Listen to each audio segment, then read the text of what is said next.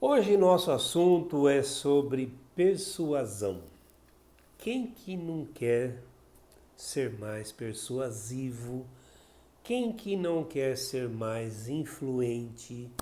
Quem que não quer ser mais com, com poder de convencimento, principalmente quando está se apresentando, quando está falando em público? Então, hoje nós vamos esmiuçar um pouco mais esse tema tão profundo e tão rico que é o poder da persuasão.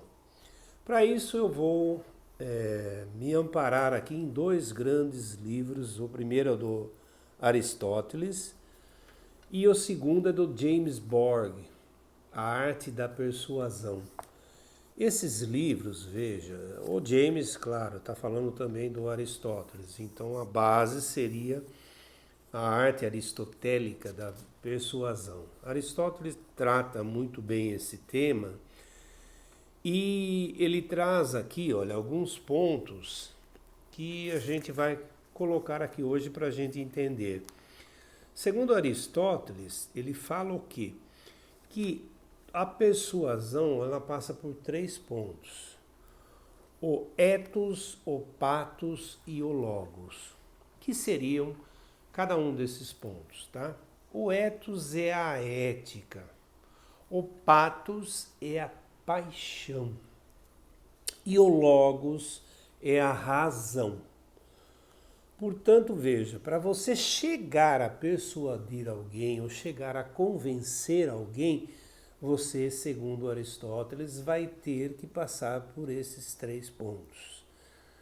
E o que seriam esses três pontos? Vamos começar aqui pelo ethos. Eu vou até pegar o que o James colocou, que eu gostei muito. Ele fala que o orador e o seu caráter, quer dizer, sabe aquela historinha de você, seu nome chegar antes de você? Se o seu nome chegou antes de você, se você foi indicado, se você alguém já falou de você antes e falou bem e mostra-se uma pessoa ética, uma pessoa confiável, eu já tenho essa primeira partinha aqui pronta. Eu já tenho isso resolvido, que é o primeiro dos grandes, vamos chamar assim, apoios para que você chegue a persuadir. Então o Edson relaciona-se ao orador e o seu caráter como revelado pela comunicação. É uma mensagem para que a mensagem seja crível, seria necessária uma fonte de credibilidade, concordam? Nós estamos vendo hoje uma certa descrença, descredibilidade, até nos meios de comunicação em função da política. Notam como isso faz, é o ethos, como isso faz diferença no que você ouve. Nem sempre você acredita mais no emissor da mensagem hoje. Por quê? Porque houve uma certa confusão aí na credibilidade das mensagens, em função de política, etc., de um partido, de outro, de um interesse e outro.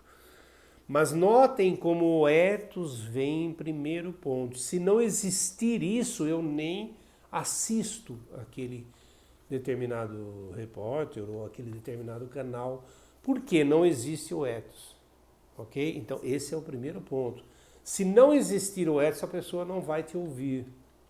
Então, você não tem como persuadir alguém que não te ouve ou não te dá credibilidade. Esse é o primeiro ponto a ser observado. O pathos já se relaciona às emoções, é aquele do sistema límbico, em que você tem que provocar essa emoção na pessoa. Em vendas é assim, em convencimento também é assim. Quando você desperta uma certa emoção na pessoa, e às vezes a gente vê isso no público, você desperta uma emoção no público que ele não aguenta, ele precisa aplaudir, ele precisa levantar, ele precisa fazer algo. Isso Aristóteles chama de pathos.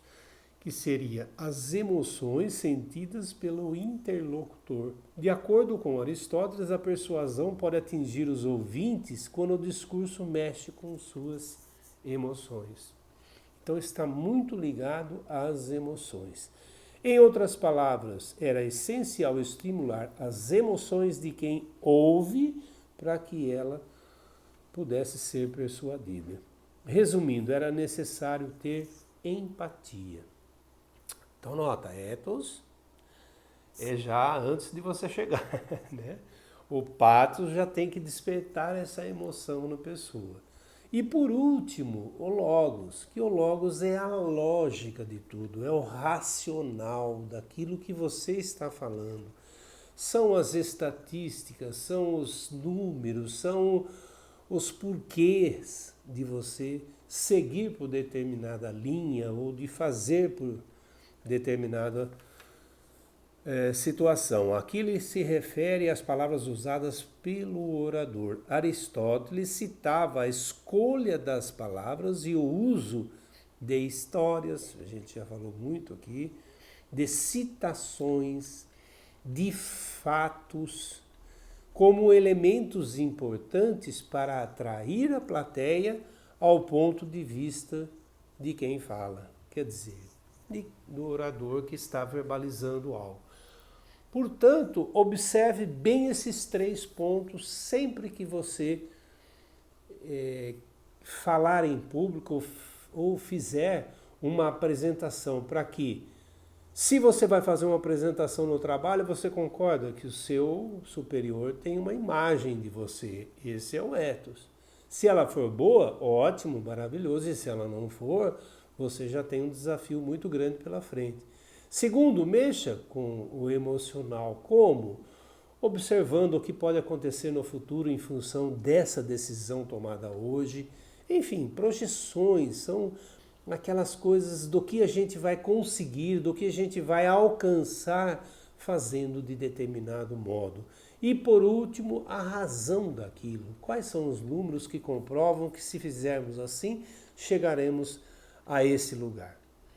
Portanto, esse é a essência da persuasão segundo Aristóteles.